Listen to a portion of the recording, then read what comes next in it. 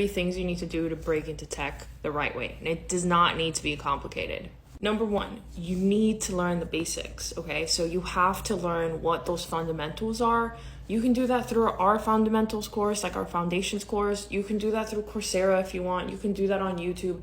It doesn't matter how you do that as long as you're learning the right things. The only thing that complicates things is if you are not making sure that what you're learning is correct.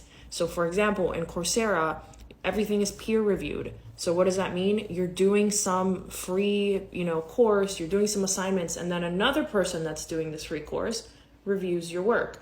And neither of you know the right thing. So you're like, yeah, it looks cool, great job. But did you do a great job? You don't know because a professional did not review your work. So you want to make sure you're learning the right thing. Doesn't matter if you pay for an expensive bootcamp or if you do it on your own, you have to make sure that someone that knows what they're doing is looking at your work. And there's tons of different ways to do that. Second thing you need to do is you need to get projects into your portfolio. So the best way to do that is to do that with real projects. So that doesn't mean that you need a job, right, to get these things. You can do them by volunteering. You can do them for nonprofits, for startups. You can go out there and you do what I did. I messaged people on Craigslist to get some work, but you have to put some real projects in there. A lot of you all, maybe even the expensive boot camps, it kind of kills me that they do this. You just do 3 fake projects, right? And you put a lot of effort into them, but they're still not real client projects. You don't get to deal with real clients and them changing opinions and presenting to stakeholders and collaborating with other people. So what you need to do is you need to go out there and find some real websites, some real apps, some real products to design so you can put those into your portfolio.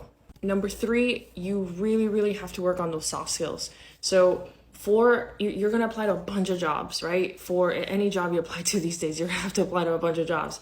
So in this field, you're going to apply to a bunch of jobs and then you're going to actually land some interviews. To do well in those interviews, you have to practice. You have to do mock interviews. You have to prep, some sample questions. You have to think about how the experience that you had doing these real projects really ties back in to the questions they're going to ask you. You have to think about how your experience in your past industry ties into the job that you are interviewing for.